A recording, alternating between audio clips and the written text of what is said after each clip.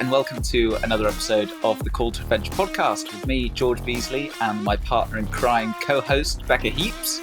I hope you're all well, listeners and watchers. If you want to join us on a trip, then head over to calltoadventure.uk. That's called TOadventure.uk. But now on to today's pod with Elise Downing. So Elise is best known for running 5,000 miles around the coast of Great Britain whilst carrying all her kit on her back. Completing the journey back in 2016 saw her become the first woman and the youngest person ever to complete the challenge.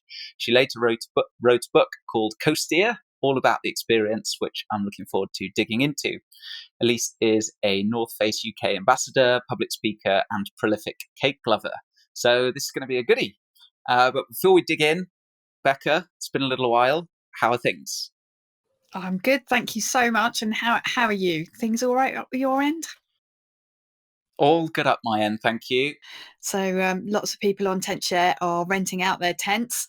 And so if you want to make some money from your tent, you should pop it onto the Tent Share website. And if you'd like to go camping but don't want to invest in buying a big old purchase, then why don't you rent a tent from the Tent Share website from someone local to you, spreading the wealth, creating a sharing, caring camping community. How's that, George? That's what we love. And nobody buying tents, throwing them away. So very environmentally friendly. So yeah, head over to Tent Share if that floats your boat. Right then. So Elise, we're going to kick off with some quick fire listener questions. So just kind of say the first thing that comes into your mind. It's a little bit silly, so don't worry about it. And Becca is going to kick off with question number one. I'm going to kick off with question number one. So question number one is, what is your favourite type of cake? Oh, I really like a citrusy polenta cake. That would be my favourite. Or I like a chocolate Guinness cake as well. Chocolate Guinness cake. That's good. That's strong. And can you make them? Yeah, I'd like to think I'm all right at baking. That's good. I'm not good at like the aesthetics. Like I can't do the neat icing or anything, but I can do the making something that tastes nice. Hopefully. I saw that you on your website you basically ate cake all the way around. Yeah, too much adventure. You could say. Never too much. Never too much. Not necessarily the best sports nutrition, but. Interesting. That's great. George? There seems to be a theme of runners eating cake. Carla Molinaro is also an avid cake lover. So I think maybe that's the secret. It's actually not loads of training. It's just eating loads of cake. So I'm going to give that a go and see if it helps my running. When you just said there was this trend, Carla was the first person who sprang to mind. I love the fact that her cake eating precedes her. Yeah. An infamous cake eater. Question number two. Becca, do you want to take this one? I can take this one. So out of the two, do you prefer paddleboarding or wild swimming? Wild swimming. Mainly because I do significantly more of it. E.g., I've been paddleboarding once in my life and I go wild swimming multiple times a week. So maybe if I did more paddleboarding, it'd be higher up there, but definitely swimming.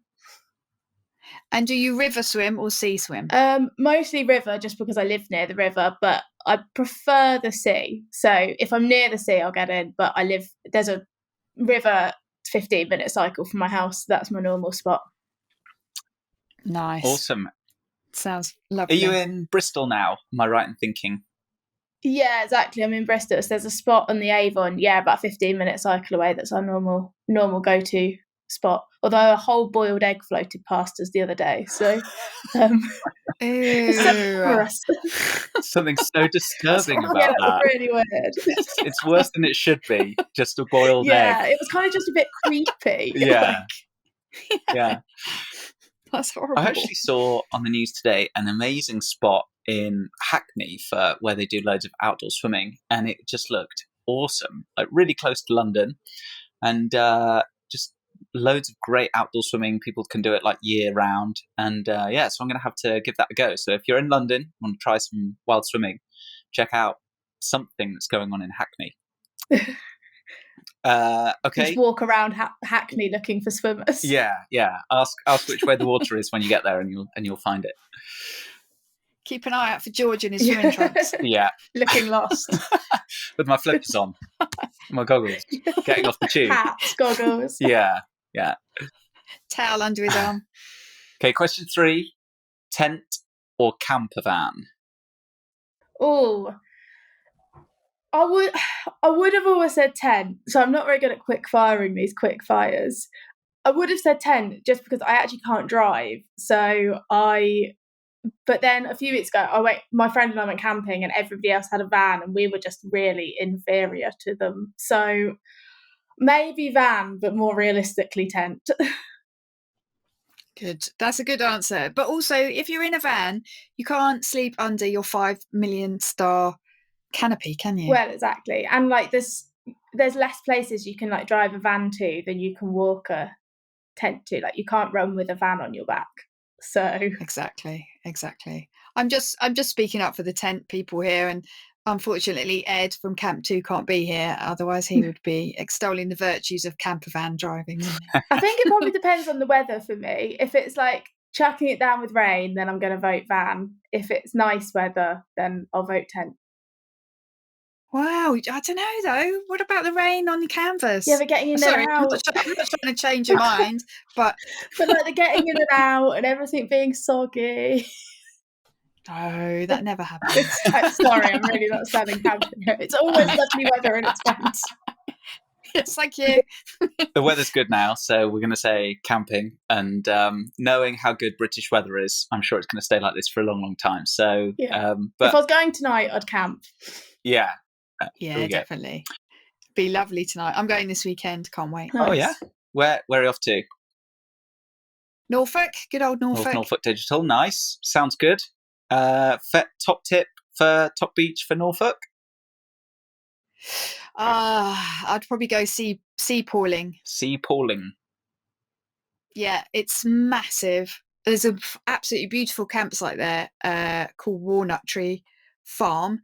And you can literally park up there and then you camp there. You don't need to get back into your car because you can walk to the coast. It's about a 10-minute walk from the campsite to the coast. And it's clear. There's no one else there apart from a colony of seals. And it's actually absolutely beautiful. That sounds great. Very cool. It's so nice. But this time I'm going to Wardley Hill campsite, which is... I've not been there before, but it's supposed to be really eco-friendly and all the good things about campsites, solar showers and all of that. So I'm really looking forward to going to have a look at that place this weekend. Oh, awesome. That sounds good. We've actually just done an article on the 20 best beaches in the UK, so you can go and check that out. A few goodies. Ever been to Barrowfundle Bay in Pembrokeshire? The whole of Pembrokeshire is just great. Yeah, it's awesome, isn't it? My dad's from there, so we used to spend our summers when we were little kiddies going up there, and it's awesome. Although I think I'd like to go back now that I'm a bit more adventurous and outdoorsy and do more of the kind of climbing and stand-up paddleboarding and all that good stuff. I really want to go to Pembrokeshire. I think it's late or early May when all the puffins are on the little islands off of it. And that just sounds great. But every single year I forget about it until it's literally mid-May. And I'm like, I've missed the puffins again. I need to put it in my calendar for next year. That sounds awesome. I'd love to do that. I used to go to St David's with the children when they were little. And it's just beautiful. Is it called White Sands Beach? I think so. That's lovely there. Yeah. Sorry, I interrupted you. I was just saying, Elise. The little islands are called, they're like Skoma and something else. And they've got all the puffins on and all these migrating birds, and it just sounds magical. Yeah, I love the sound of that. Next year, I'm going to put it in my diary right now. Yeah, good move. Yeah, I feel like I need to put it in for February, like book a trip to Pembrokeshire in May. Yeah, Poppins in May. And this year's the year of the UK, right, as well. So it's good that we're all just kind of thinking about like how awesome the UK can be, and we've got some amazing spots. So in fact, I'm going to change the next question, which was, what was your favourite country other than the UK, to what's your favourite beach or what's your favourite place in the UK? You've seen a few of them now. Yeah, specific beach. Oh, I find that really hard. Mostly because I can't remember the names of any. I can like picture them in my mind. I really like the stretch of coast that's like on near the North Devon Cornwall border around kind of Hartland Point, and then that section of the Southwest Coast Path is just like super rugged. It's quite remote. There's not normally many people around, and I just think that stretch is great. It's a bit of a pain to get to, which I think is why people don't always maybe go there as much as like the south coast of Devon. But yeah, I think that stretch of the North Devon Cornwall coast is just great. But I also think the whole Southwest Coast Path is just fantastic. I think it's like our national treasure. But that's 630 miles, so I'm not sure I can claim that that's one place. Probably cheating a little bit. I haven't done that, but I would really like to. One of the Call to Adventure writers, I believe, is doing part of it right now, which is really cool. So she's going to write an article and a how-to, Amazing. Best places to go and all that good stuff. So yeah, I'm pumped to give that a go. Hopefully, can get a bit of it in before the end of the year, before the end of the summer. It's a good one to like do in sections, and the Southwest Coast Path website is such a good read. Like they've got so many like helpful guides on the sections, and got like a distance calculator. It's really well signposted, so I feel like it's a good place to go if people, I don't know, maybe aren't like super confident with like going up in the mountains by themselves. Like it's like really well resourced, and there's quite good sections that you can get to via public transport. I just think it's great, and there's loads of other places where the coast's beautiful, but there's not necessarily like a coast path right on it. So you have to, like, I don't know, go down a track to get to the sea, whereas the Southwest Coast Path is pretty much like cut into the cliffs the whole way round. It's just beautiful. Awesome. Yeah, sounds so cool. Yeah, that's definitely on the list. Yeah, it does. It sounds amazing. I'm going to have a look at that as well now. I've got a whole list of things to do next year. Got busy summers ahead of us. Okie dokes. We'll be able to go abroad next year and no one will want to. So we're too busy doing the Southwest Coast Path. Yeah. Yeah, well, I mean, who can be bothered to get on a plane these days? I mean, it was a pain anyway before Corona and COVID, and now there's that extra layer of hassle getting onto a plane. I just think the staycation is here to stay. Yeah, agreed. Yeah, so many good spots here. So, yeah, let's all get out exploring, seeing what's in our backyard. Okie dokes. So let's hold it there with quickfire and kick this baby off. So I was trying to think, Elise, I think I first heard about you, I think, back in like maybe 2015. I was at Yestival, and I can't remember whether you were just going to do your run or you just finished your run. You did have some cake. I remember that it was like blue, I think. So I remember that would have been when I got back. Okay. So that would have been 2016. And I did a talk, and Jed, who I'd stayed with in Scotland, made me this incredible cake that was like the whole British Isles. She's amazing cake maker. Wow. But then when I was on stage holding it, people just kept bringing cakes up, and I was like, this is the best and most overwhelming moment of my life. And there's a really funny picture where I'm just like holding a cake everywhere. So yeah, that would have been 2016. That sounds like a dream speaking thing to do, doesn't it? It's never happened again. I think that was the first talk I gave, and I thought this will happen at the end of every one. It's never happened again, but it was a magical moment while it lasted. Yeah, it sounds Public magical. speaking's great. People just come and give you cake like halfway through. That must be how it always works. Although I was very popular that night because I had so much cake to offer people. People kept just sidling up, like, can I have a slice? What have you got? I was like, I've got every flavour. So yeah, I remember that well. Yeah, so good. So that was, let's dig into it. So your big adventure was your 5,000-mile run round the coast of the GB. So how did you like first come up with the idea? Yeah, so it was March 2015, and I'd kind of finished university in the spring beforehand. I'd moved to London. I was doing a graduate job, and it was all very cliched, but I just remember sitting at my desk thinking, I can't sit here for another 50 years looking at this computer screen. And all my friends seemed really kind of excited about like their like new lives, and I was like, this is terrible. And I was a bit miserable, and I lived in a flat that was really expensive, and our neighbours used to just have arguments all night, and it was just all a bit miserable. And I but I didn't really, I just thought, well, that's fine. This is just what it is. I'll just do a job like this for ages. I was working for a startup. And then I was actually looking at a map one day to see if we could deliver something to a customer. And I was looking at the British Isles and it just popped into my mind, almost like fully formed. It wasn't like I really wanted to go on a adventure and I had like a short list of ideas. I just, it just kind of popped fully formed into my mind. And I was like, I wonder if anyone's been around the coast before. And I didn't necessarily think running. I just thought, maybe people walked and cycled. And it turned out people had walked and cycled and sailed around. But when I did a bit of research, nobody had really ran it before. And I really wasn't much of a runner at the time. I'd been running for 2 years. I'd done one disastrous marathon, which I always tell this story, but I was dressed as a Crayola crayon and I was cried for like 8 miles of this marathon. It was awful. I hadn't done any training. It was the Milton Keynes marathon. Sorry, Milton Keynes, but it was really boring. And a small child heckled me and called me the crying crayon. And that was pretty much the extent of my running CV. But for some reason, when this idea popped into my mind, I was like, I could have a go at that. And I think it's because I was following along online as other people. I'd done every space camp trek the year before, and through that started like reading people's blogs who did adventure stuff. And I was following other people, and I was just sort of kind of starting to learn about the world of people doing these huge, crazy human-powered adventures. People like Dave Cornthwaite, who started Yesterville. And I was following people, and I think I just thought, they do these things, so maybe I could. But that was like totally misguided. Some of the people I was following were people like Anna McNuff, who was running the length of New Zealand at the time, and she was amazing. She was so supportive. But she is an ex-GB rower and the daughter of 2 Olympians. And I was like, I think she's starting from a different starting point than I am. I later realised, but I didn't know that, and ignorance was bliss. So yeah, that's where the idea came from. Very cool. I love that. I have one question to ask you about your marathon. Yeah.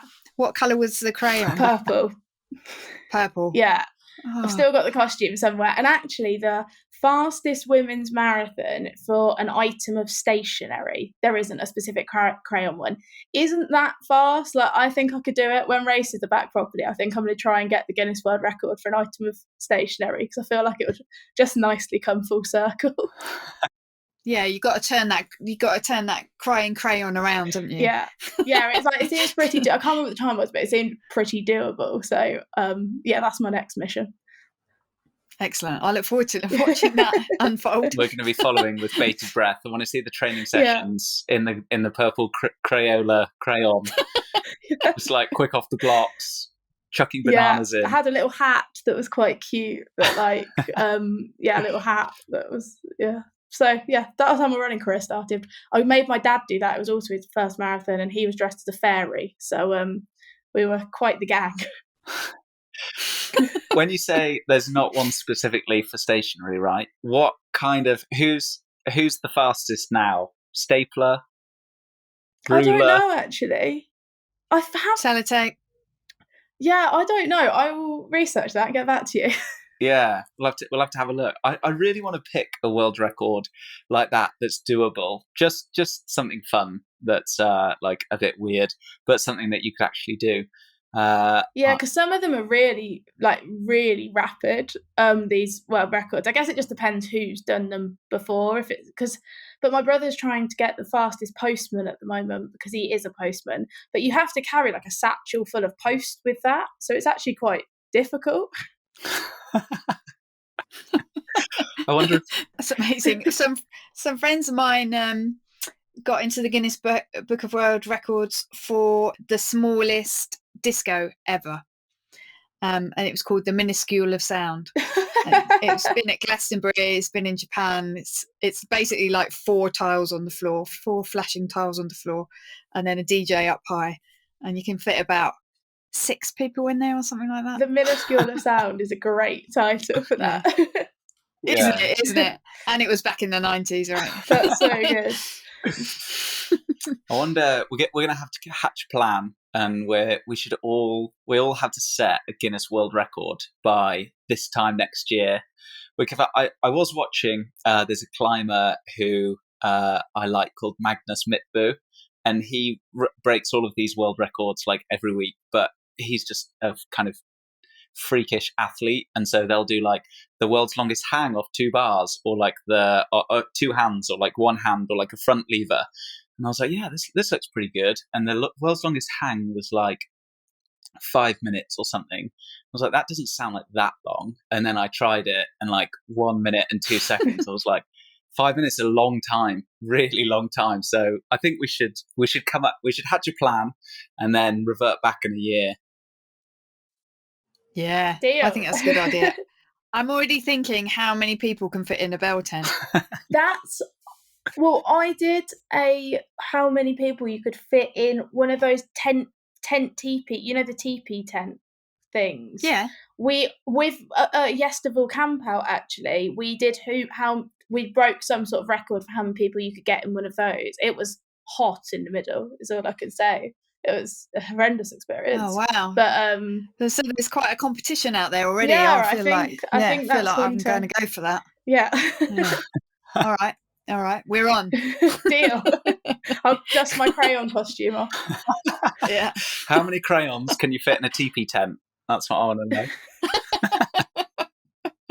How many different colours?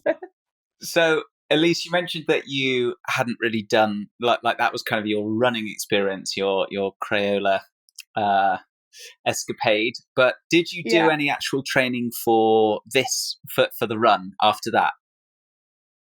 No. So it was like March that I decided I'd do this thing, and I didn't realise how inexperienced I was, because I guess compared to some of my friends, they thought the fact that I had run a marathon made me like a pretty experienced runner. The fact it took a really long time and I cried the whole way around was irrelevant, and I just didn't know about all these like ridiculous, amazing ultra runners and all the kind of things people were doing, really. So I think I just didn't realise quite how little I knew. It was March that I decided to do this thing. I decided to set off in November, so it gave me kind of just over 6 months, and I had all these grand plans of doing loads of training, and I entered a 100-kilometre race in the September with a friend, with the idea being I'd train for that, and then that kind of build me up to some pretty decent mileage, and it'd be good to get going. The training just didn't happen for literally no reason other than I was useless. Like, week by week would slip by and I just still wouldn't have been for a run. And we went and did this race. It was a terrible race. Like, it was just really badly organised. Every single person got lost. The finish line wasn't up when the winners got there. It was a terrible race. But I dropped out crying this is the theme of my running career. I dropped out crying in a graveyard at the marathon point. Sophie struggled on for about another 10 miles, but didn't do a lot better. That was about the extent of it, really. But I kind of feel like because I had such a long time to do this thing, like if you obviously are doing a race for a day or even a week, like you obviously really have to hit the ground running. Whereas I had 10 months to kind of build up my mileage. I didn't really have any time pressures. So I did just train on the job in the end. And I think if I'd been for many runs, like with the backpack, and I just don't know I think I would have just thought, this is too hard. There's absolutely no way I can do it. I won't even try. So in some ways, I really do think the ignorance was bliss. But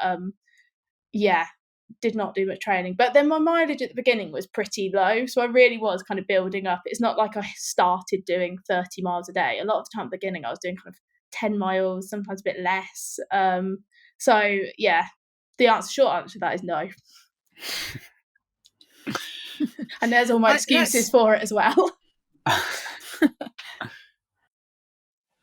And what was the actual like day-to-day experience like so you are obviously not working, all you've got to do is just run around, and that's just such a unique experience that you don't really get to have as an adult. So what was your like day-to-day like? What were you doing, and how did it kind of feel just to have the freedom to run around?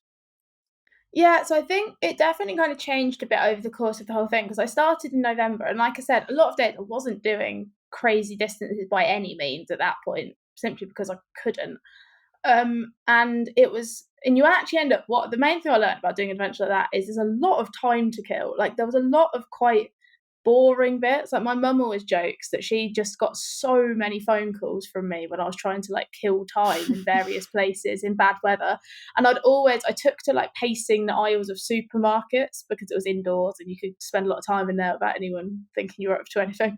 So I'd phone my mum and like list everything on the supermarket shelves. And one day she hung up on me to do the washing up because she said it was so boring. So there's a lot of time to kill, like more than you would think. I think people think you're on a big adventure and they're like expect you to be like doing all these exciting things all the time, but that wasn't really the case. And I found the winter when it was really bad weather, and especially because I was on the south coast of England, it was quite built up. Like it wasn't really like you could just put a tent up at 3:00 in the afternoon.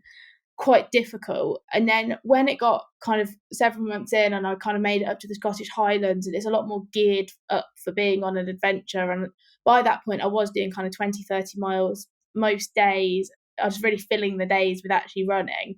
Then it all felt like it almost made a lot more sense. Like I'd get up in the morning, I'd pack my tent up, I'd start running, I'd run all day, I'd finish in the way that I kind of expected it to. Whereas at the beginning, it was definitely kind of almost quite slow to get off the ground, I think. I've got a question I'd like to ask you, if that's all right. So you've told us about a marathon and then the 100k run, and both of those you didn't finish, is that right? I finished the marathon. You did finish. I dropped out of the 100k at the marathon point. Yeah, so there's a little bit of a theme running. How comes you stuck to doing the long coastal run and didn't give up on that? I think the thing I genuinely think, like, I think when you think about, say, running around a country and like having the headline title of that, it sounds like a really, really long way, because it is a long way, but it's almost like the day to day is actually almost quite manageable. And I think it has to be, otherwise if you ran yourself to the ground every single day, you wouldn't make it through 10 months of something. And I think I did almost like train on the job in the way that they tell you to train to run. Like I started off doing really low mileage, I increased that quite slowly, my pace was like really low intensity, I wasn't like running really hard every day. And so the actual physical of what I was doing every day it wasn't easy, but it wasn't like going out and trying to run 50 miles every day in a way that I guess trying to do a marathon, or like it took me about 4 months of doing that every day till I made it to do an actual marathon distance in one day. And I think it's just like quite a different experience almost to, trying to like really kill yourself in one day. And also, the reason I hadn't finished them is because I just hadn't, I did finish marathon, but the reason they were so awful is because I just hadn't done the training, and I guess I had no choice but to move because it was all I was doing every day. Yeah, it's but great. A friend did say when I dropped out, sorry, carry on. No, go on. Oh, I was just going to say that when my friend Sophie, who I did the failed 100k with, when I dropped out of that, I think it was her boyfriend was like, this doesn't really like bode very well, does it? If you can't be bothered to train for this, like, how do you think you're going to do this like huge trip? And I was like, that is a really good point, Oscar. So it's a good question. So how did you commit? You planned to have that 10-week months off work. So did you give up work? Yeah, so I quit my job. I worked up until the point I left. Obviously, I moved to a tiny room in a house share at the end of the tube line to save some money. And I think the main reason that seemed like a good thing to do was I knew that I didn't want to be doing what I was doing, but the thought of like quitting my job and moving out of my flat to go away for like a month or 2 months just felt almost a bit ridiculous. It was like, well, I can't give up everything. Whereas giving up everything to go away for 10 months, I don't know, felt a bit more plausible in a weird kind of way. I'd quit work for 10 months and I'd saved up for money from moving house, and I'd won an adventure grant and got a bit of sponsorship from the company I worked for. And I think it did start to get closer to it. And I was like, I have bitten off way more than I can chew here. This is absolutely ridiculous. But by this point, I'd kind of told quite a lot of people about it. And also I'd started going to stuff with the S Tribe. And whereas my friends and family who actually knew me were like, well, this is ridiculous, you can't do this, this is so out of character, I started meeting these people who'd done other like similar kind of adventures, and a lot of them had quite similar stories of just like it being quite out of the blue.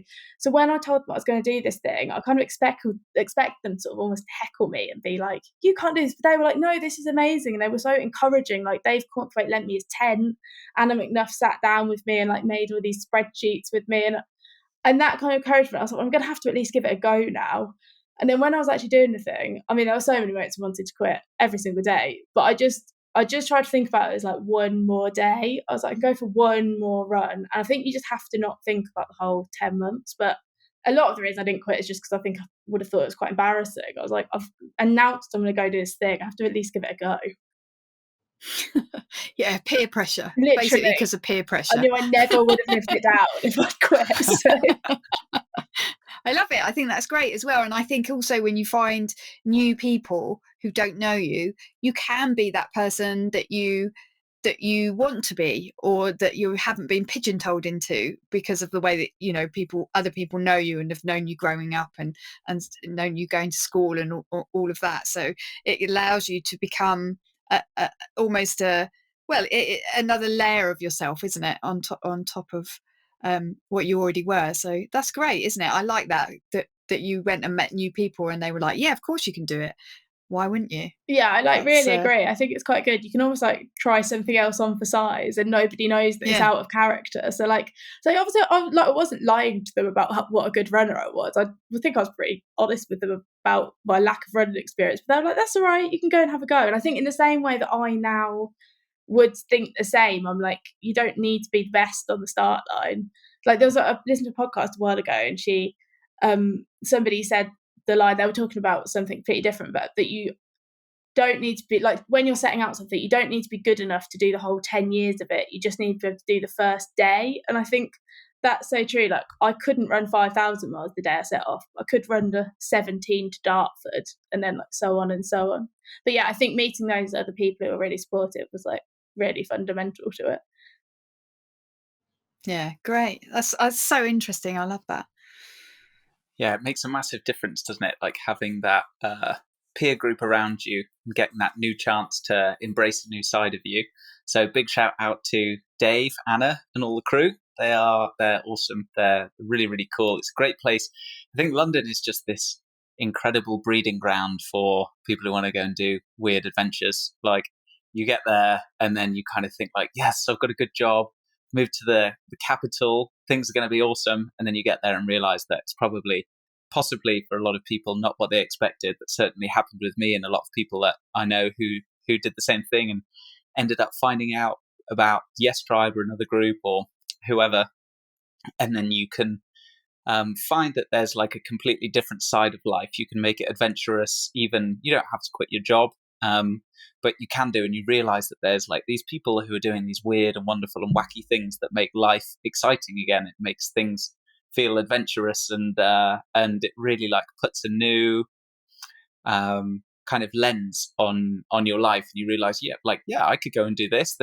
I think one of the big things is realizing that those people who do that kind of stuff are just normal people. When you meet them and you meet them in person, and most people have the same story, right? Almost everybody who we talk to, there are a few people who are just like absolute machines.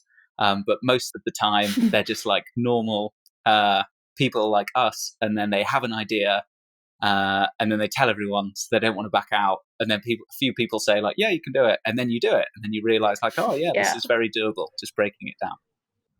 Yeah, definitely. I think the not having to quit your job thing is like really important. I always feel like a bit at odds because obviously that is exactly what I did do. But equally, I feel like that summer before I went on the run, I had met the kind of people from the Yes Tribe and I was still working full time, working really long hours at the startup. And yeah, I was going about 3-4 nights a week, going and like bivvying in the woods somewhere with them. And my colleagues would all laugh because I'd come to work the next day with like straw in my hair and go off with a roll mat. But I had like such an amazing summer while in London while working full time. And I think this, and now that I'm really passionate, I think you can do so much of this stuff in like the weekends after work, in your annual leave. And until 6 months ago, ever since I finished the run, I'd worked kind of 9 to 5 full time for a company. And I feel like you can do a lot of stuff in your free time around that, and it doesn't have to be this big quit your job moment. Yeah, we call it the 5 till 9 club. I'm sure lots of other people do as well. That talking, whether it's some friends here or the guys at Call to Adventure, what can we do with the other hours that we're not working? And I used to love going in after a midweek camp out with whoever the Yes Tribe, and then go into my job in finance and get a suit on and look like proper. But then people would like see you coming in on like the bike in the morning, just completely disheveled, and then have a shower at work and then come back out and like, what are you doing? Like, where have you been? I've been in the woods, do it on a bivvy night, camp out, and it was awesome. Yeah. And a lot of people think it's very weird, but it is great. It's really cool. So yeah, I think you don't have to quit your job to have a good adventure. There's lots of good options out there. On your run, was there anything that really surprised you? Yeah, I think the main thing was, so when I set off, I expected that I would camp the whole way because I knew that I couldn't afford to do anything. There was no way I could have afforded to do it if I was paying to stay places all the time. And also it just seemed like that's what you did on an adventure. It just seemed like part of going on an adventure. But I'd done like camping with my family as a kid, and that summer I'd done quite a lot of kind of going on midweek campouts with the Yes Tribe, but I'd never ever wild camped by myself. And it was obviously the middle of winter. Like I said, I was in especially along the south coast, quite a lot of places are quite built up, like not necessarily ideal for just flinging a tent up in the way that more remote places are. And I think I just had in my head that I would set off on this adventure, I'd take the first step, and I would just suddenly become a different person who was happy to put my tent up in any ditch, and I was really adventurous and brave. And always that didn't happen. I was exactly the same person as before I'd set off. But before I started, a few different people had said to me that I'd be blown away by kind of how kind and welcoming people were. And I was like, that won't happen in the UK. That's sort of thing that happens like somewhere exotic. And I set off, and through a bit of a combination of like friends of friends, and then that turned into friends of friends of friends, and then people who'd read my blog, local running clubs, and kind of B&B and hostel owners, I ended up not pitching my tent at all for the first 5 months because people just let me stay with them for so long. And it was like mind-blowing how kind people were. I would turn up covered head to toe in mud, and then they'd open the door to their like lovely clean home and their cream carpets, and I'd be like, oh no, you're gonna hate me. But it was just like such a privilege to be invited into so many people's homes, and really nice to like experience that on our doorstep. And at the beginning I felt really uncomfortable about it because I just felt like I was being a real burden. I think I eventually realised that someone pointed, they were like, people don't offer to help you if they don't want to. Like nobody was making these people message me on Facebook and say, oh, I live in this place if you like need somewhere to stay. And actually I think people were quite excited, just how I would be like if somebody else was doing something similar and I could help them out.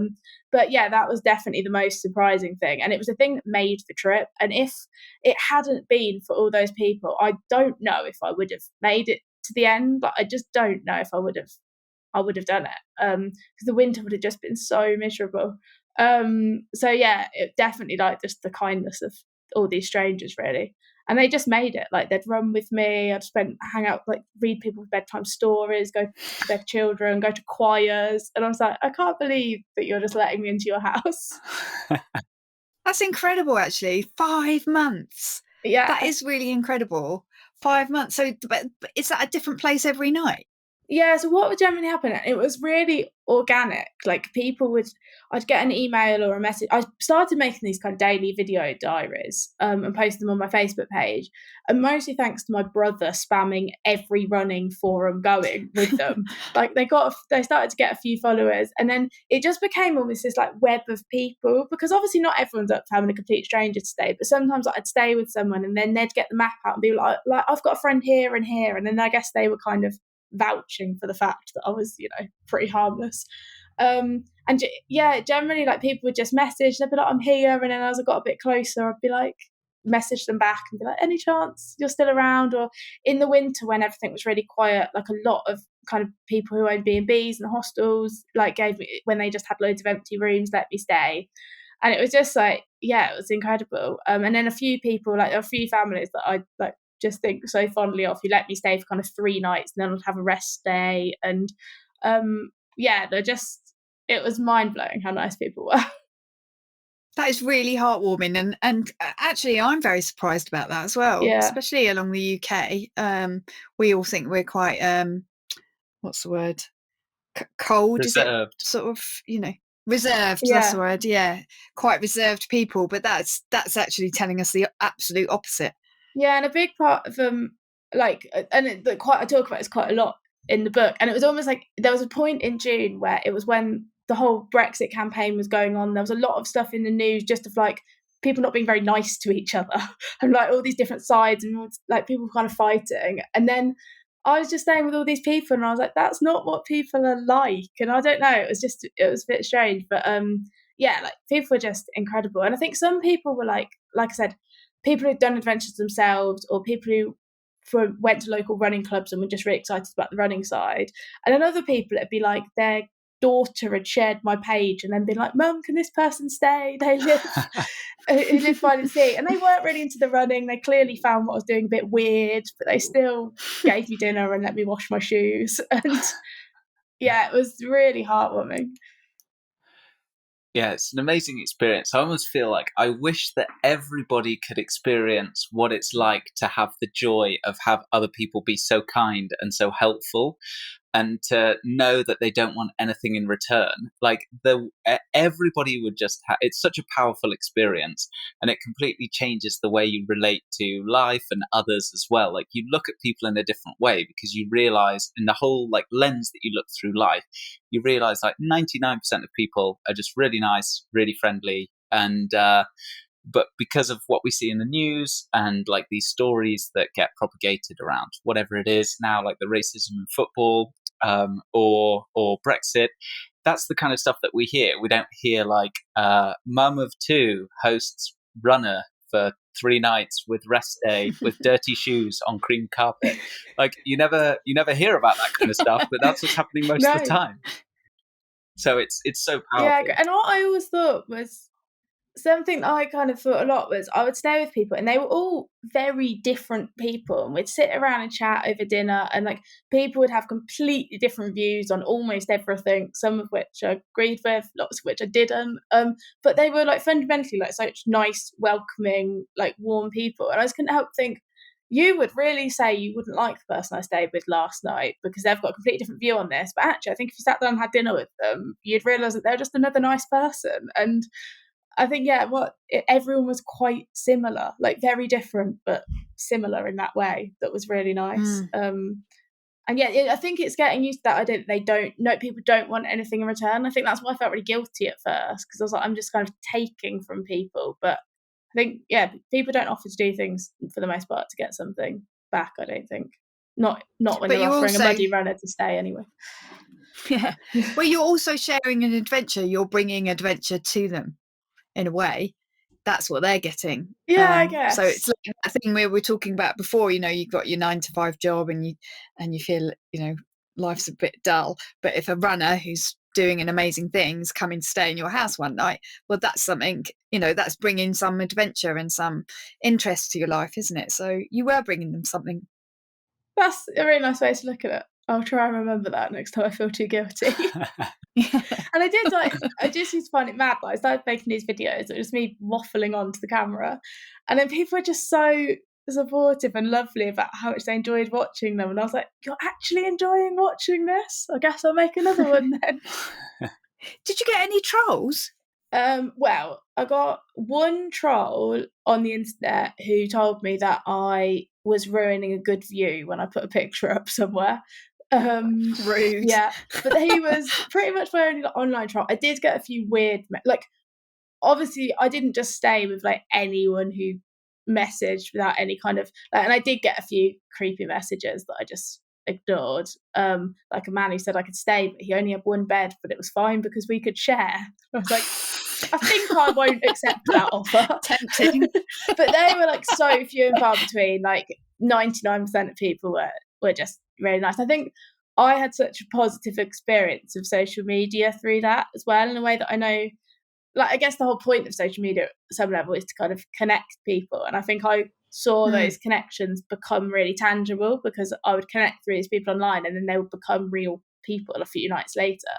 And it was like a real positive experience. Whereas if I'd done this kind of before social media, again, how would all these people found out about it? Like, I might have bumped into a few people who had like offered me somewhere to stay or whatever, but it would have been a completely different experience. And it was really kind of uplifting. If I was having a really rubbish day and I'd post a video and then all these people were just sending me such supportive messages, and I was like, this is so nice. I can't believe all these people care. But like, definitely had a very positive experience about that, and only that one troll. Yeah, that's good to hear. Really good to hear. I love that. Yeah, no, not too many trolls. Fingers crossed they don't start flooding in now. No trolling. No trolls. Oops. Yeah, it's Classic. It's nice to hear the positive side of social media. It'd be so awesome if that's like all it was, because it's a tool, right? It can be used for great stuff like that, or all the shit that goes along with it as well. So it's nice to be reminded that there's some good stuff that comes along with it too. Well, so since your adventure, you then wrote your book, Coasting. I really want to call it coasteering. Yeah. Every time I say it, I'm just like, want to correct myself, but it's coasting. Did you coin that word? Yeah. So this was my friend Sophie's boyfriend, Oscar, who I mentioned was the one who was like, I don't see how you think you can do this. Didn't believe in you earlier. We remember you, Oscar. No, he didn't believe in me. But he came up with, and he also got annoyed that in the book I called him Sophie's boyfriend rather than Oscar. I think we are friends in our own right. So I'll give him his full name now. Oscar came up with it. I had a few, I couldn't think of a good name, and then he just came up with Coasting one day because he said I coasted through it, and also it was by the coast. So I have to thank Oscar for that one. I can't take any credit for the title. Redeemed it. You've redeemed yourself, Oscar. Well done. Thanks, Oscar. How was the experience of writing a book then? Had you done lots of writing before? And what was it like? Yeah, I work in marketing. I've done quite a lot of copywriting and stuff, but nothing I hadn't written anything over 1,000 words for quite a long time, to be honest. So and it took me about 5 years to actually put pen to paper. I'd kind of kept saying I would, and I did really want to, but I don't know, just life got in the way. It never really happened. And then it was when I got put on furlough during the first lockdown from my then job that I just thought, again, it's such a cliche, I'd baked the sourdough, I'd done the banana bread, I'd done the home workouts. It's like, I better write a book now. But I just thought, if I don't do it now, I'm never going to do it. Like, I've got months that I'm getting paid, I'm sitting at home, I can't do anything. And I think it took me a while to kind of have enough perspective on the experience, like know what I wanted to say about it. I think if I had written it as soon as I got back, I'm not sure it would have been any good.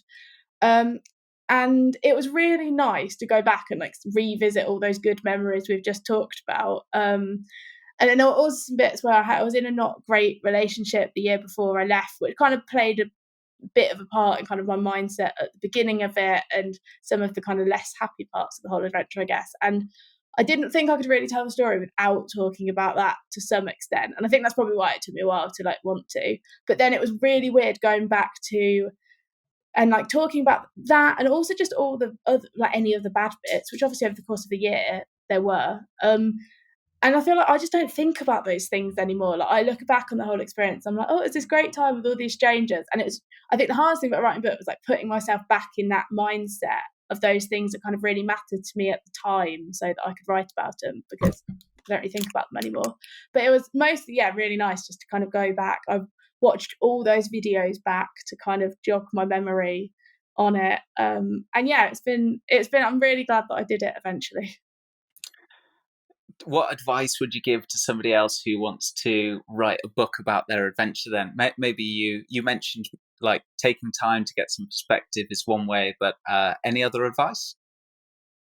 I think the most important thing is writing the book that you want to write, because I think I knew that I just didn't want to write a really kind of sugar-coated adventure book that, I don't know, made it all seem a bit like inaccessible and me seem really brave and great, because that wasn't really what it was like. And also I wanted it, because the whole reason I went on adventure, because I was in my early 20s. I was feeling a bit sad and lost, and I feel like that's probably a more relatable experience than the running 5,000 miles bit. And also, I'm not the biggest running expert. Like, if somebody wants to read a book about how to be the best ultra runner, somebody else can write a much better book on that, and they have written some great books on that. And I just didn't feel like I had much to offer. Like, I didn't want to almost write like a how to go for a really long run guide. So whereas I think, I don't know, maybe I think a few people have read it, expected it to be a bit more like that. I've had quite positive feedback that it's not like that. So I think you have to kind of go with your gut and write about the things that are important to you, and that I wanted to write the book that I would really want to read, and especially maybe would have wanted to read at that time when I was going on that adventure. So yeah, I think just make sure you write about something you care about if you're going to write a book, because it's a really long time to spend writing about something you don't care about. Yeah, that's good advice. And how long did it take you to write? Yeah, so I started in it was like April of last year, and I kind of, over the years, I'd like randomly written little bits down, but nothing substantial. So I did kind of some sample chapters and put together the proposal and stuff for a publisher between sort of after April and June, July.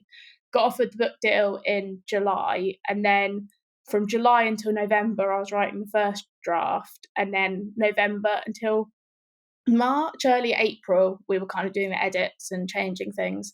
So about a year in total, the whole process. But I think, yeah, because people are always going to leave you a bad book review. Like, they just tell you not to read your own reviews. And I feel like whatever you write, however good a book is, it gets a bad review.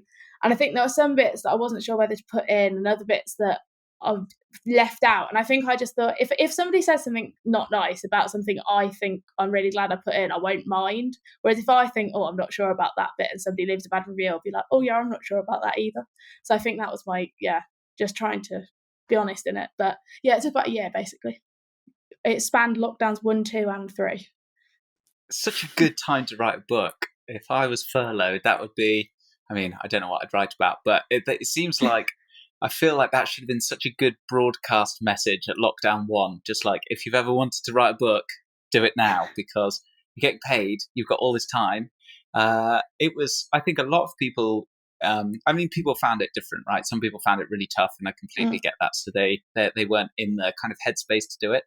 But if you want to like learn a language or write a book, it's like the best deal ever. You don't have to go to work, but you get paid 80%, and then you can just do fun stuff. I think it really depends on what type of person you are. Like, if you're really self-motivated, you can do all this kind of thing and like get yourself organized, then it's awesome. Or if you're not like that, and there's nothing better or worse about being like that, we're all just different.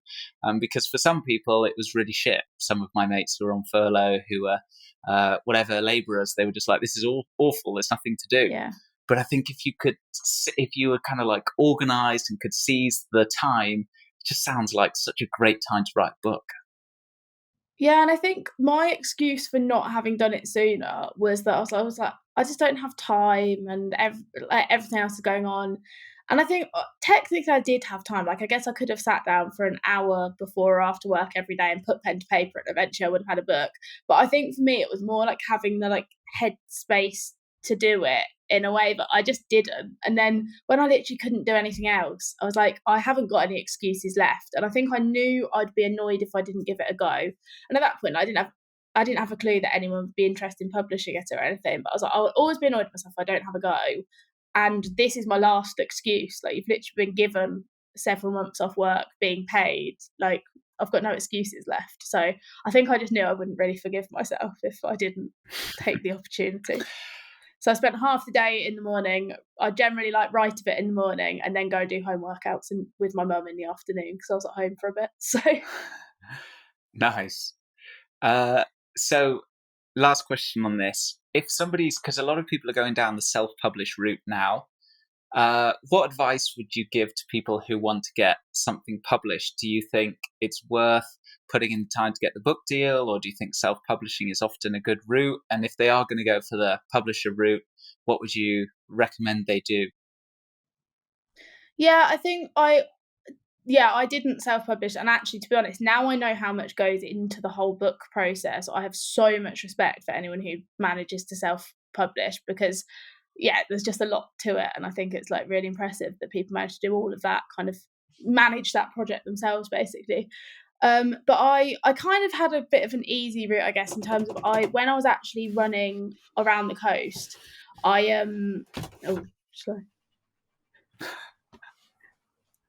Sorry. That's right. Yes, that'd be lovely. Take Thank two. you.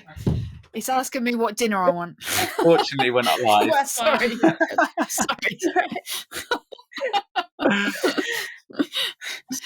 When I was actually doing the run, Debbie, who ended up being my editor, had read my blog and asked if I'd thought about writing a book, and I said yes. And then I finished, and I've just got a notification saying free up space to continue problem-saving local backup of audio. Okay. It My says that it's laptop's full. still got, I think it is, yeah. It says that it's still got a cloud backup. So I think we should be okay. Okay. Is there anything that's big that's easy for you to delete in the next 30 seconds? If not, then that's completely fine. Don't worry about going through all of your. Let's have a look what this PDF is. Do I want these pictures? Okay. Prized possessions. Yeah. Sorry. No, it's fine. Well, I'm pretty sure that because there should be the local backup and the cloud backup. So yeah, we'll Okay. But yeah, this is the last one. So take 3. Okay, I'm sorry. Should I go from the beginning of that? You're doing great. You're doing great. We could do this. Okay. This. Yeah, really good. Shall I go from the beginning of that whole bit after your question? Is that better? Yeah. Okay, what did you ask again, George? Yeah, can you ask the question again, George? Because what advice would you give to people who want to write a book? Do you think they should publish versus self-publish?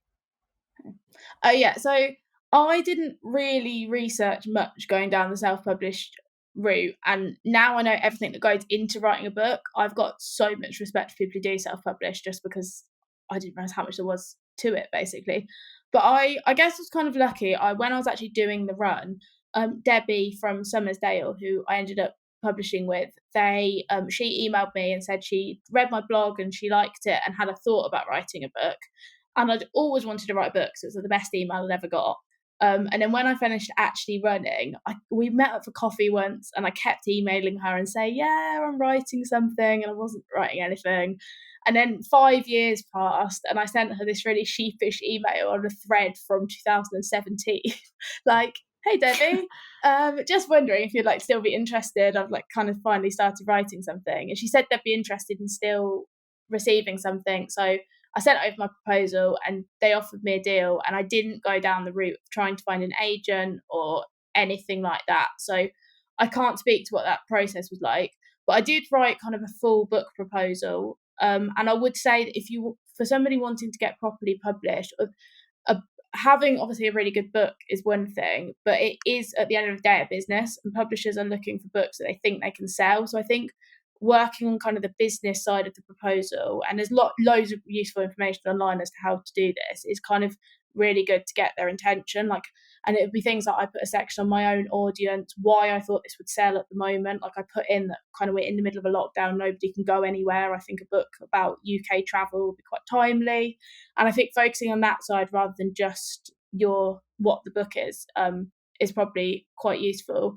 And also I think you do have to be a bit try and not be too personal about it, because there are some stories that I treasure a lot from that run, but they are not that interesting to somebody reading a book, or there's lots of similar ones, so you just have to kind of pick representative stories almost, whereas I think it's probably easy to get a bit too personal about it and be just use it as a log of all your best memories, and that doesn't really make a good book, basically. I think just working on a really good proposal.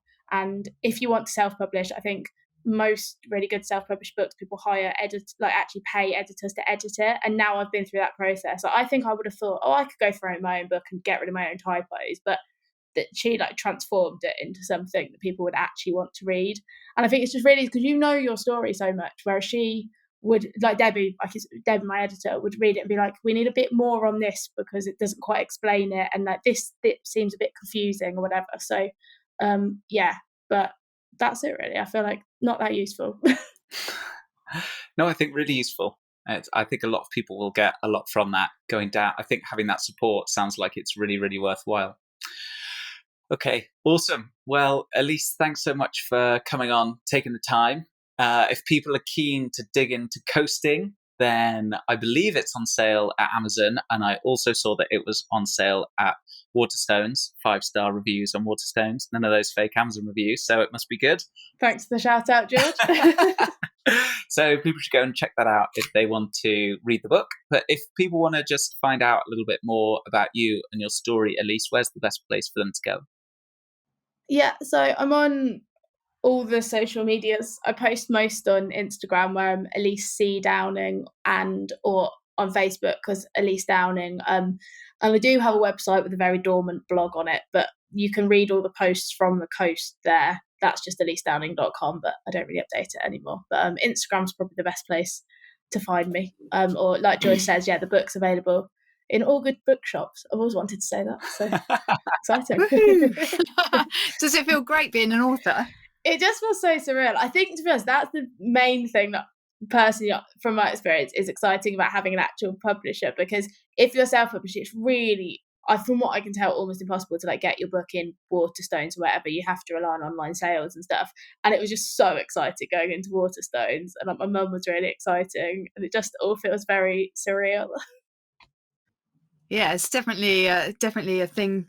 It's on a bucket list, isn't it, to go into Waterstones or a bookshop and see your own title there. Yeah, it's absolutely mad. Brilliant. Well, congratulations on that. Also, I loved your website, by the way. Your the way you write your blogs is great. Your voice comes through really clear and strong, and I loved reading about it. So, thank you. I would advise people to go to the website because your blogs are really great. Oh, thank you. And all the videos that I took on the actual coast are on the Facebook page. They're all really cringy, but they are there. Maybe I'll bring the long dormant blog back at some point. Yeah, I think you should carry on writing. You've obviously got a talent for it. Thanks. Hopefully. You're welcome. Great stuff. Well, thanks, Elise. Thanks, Becca. I think that was great. It was really, really good fun. So thank you, listeners, for tuning in. Until next time, see you. Bye. Happy camping. I was just like, how are we going to end this one? I think we should leave that in there. I was just like, I was like, I'm going to think of something funny to say, and then I was like, I got nothing. I got absolutely nothing here. Absolutely nothing. We're definitely going to leave this bit in too. This is like the best bit, isn't it? The bloopers at the end. No. At the beginning, when I was talking about my breakfast, I thought it probably was off air, but I wasn't quite sure. So I was like, I'm just going to talk about this as if someone might hear it. Definitely was. Yeah, no, I don't think it was being recorded, was it? It was, yeah. Okay, that's so good. That's probably coming next in the outtake, listeners, unless you're still here. But I'll probably just do a little bit now. So everybody, thanks for tuning in. Thanks, Elise, for being our guest this week. Thanks, Becca, for being the co-host. And thank you, listeners, for tuning in. So bye until next time.